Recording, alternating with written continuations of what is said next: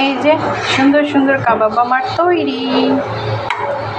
আলহামদুলিল্লাহ অনেক ভালো হয়েছে আর অনেক মজাও হয়েছে। এখন খাবার পালা।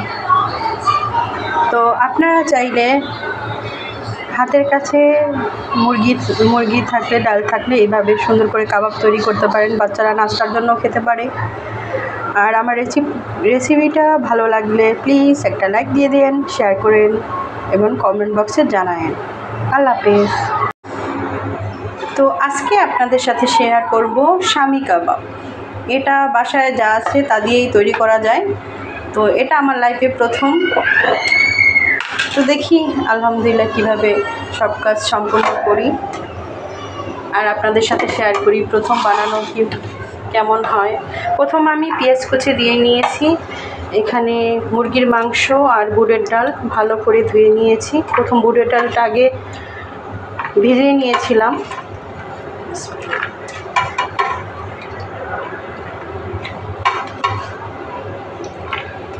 আপনারা কিন্তু বুটের ডাল আগে একটু ভিজিয়ে রাখলে ভালো হয়। আমি যেটা আর কি ইন্টারনেটে পড়ে আমার লাইফে ফার্স্ট বানানো। তো সবাই দোয়া করবেন যেন কাবাবটা অনেক ভালো হয়। এখন দিয়ে দিচ্ছি আদা রসুন বাটা।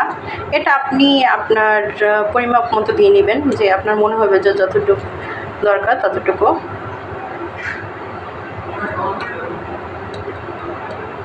এক চামচ মরিচের গুঁড়া, যেহেতু আমি একটু ঝাল বেশি খাই।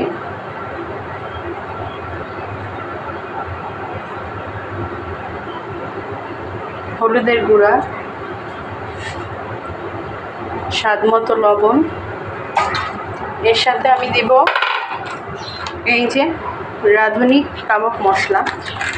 এই মশলাটা দিলে অবশ্য কোনো মশলাই দিতে হয় না, কিন্তু আমি তারপর আমার যেহেতু ঝালটা মোটামুটি খাই, যে কাবাবের মশলাটা দিয়ে দিলাম।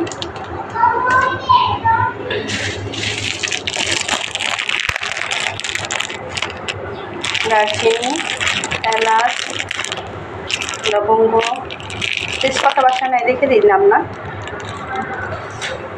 এখন আমি পরিমাপ মতো পানি দিয়ে দিচ্ছি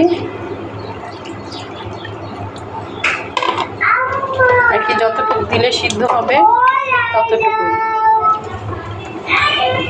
আমি আবার মশলাটা ভালোভাবে মিশিয়ে নিচ্ছি।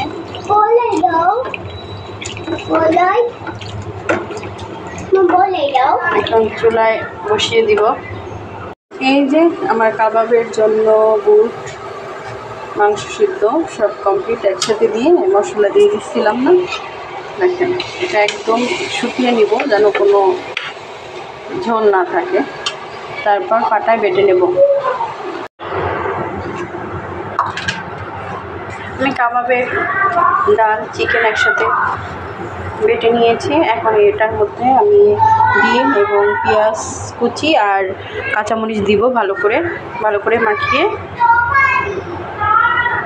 তারপর ভাজা শুরু করব। তো চলুন শুরু করা যাক। সব কিছু মাখানো শেষ, এখন তেলে দিব। বিসমিল্লাহ আলহামদুলিল্লাহ।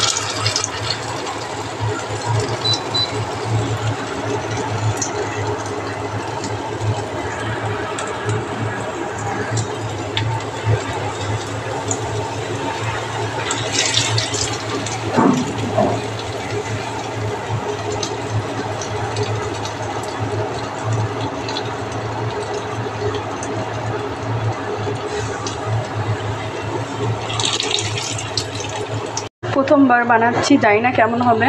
তো আল্লাহর রহমতে ভালো হবে, দেখা যাক কেমন হয়।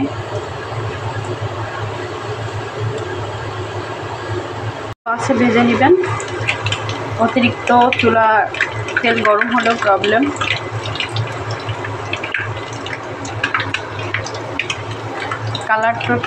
কালারটা তো আল্লাহর রহমতে ভালো আসছে।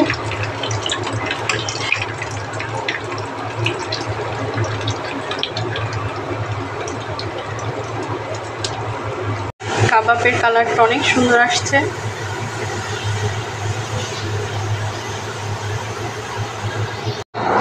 যে সুন্দর সুন্দর কাবাব আমার তৈরি। আলহামদুলিল্লাহ অনেক ভালো হয়েছে আর অনেক মজাও হয়েছে। এখন খাবার পালা। তো আপনারা চাইলে হাতের কাছে মুরগি থাকলে, ডাল থাকলে এইভাবে সুন্দর করে কাবাব তৈরি করতে পারেন। বাচ্চারা নাস্তার জন্য খেতে পারে। আর আমার রেসিপিটা ভালো লাগলে প্লিজ একটা লাইক দিয়ে দেন, শেয়ার করেন এবং কমেন্ট বক্সে জানায়েন। আল্লাহ হাফেজ। হয়েছে? হ্যাঁ, একটু জাল আছে। একটু তো ঝাল থাকবেই। আয়ান নে বানা একটা। দেখো বাবা এরকম ভাইটা কি করছে দেখো। তোর বাবা তো ব্যাড বয়। নাও।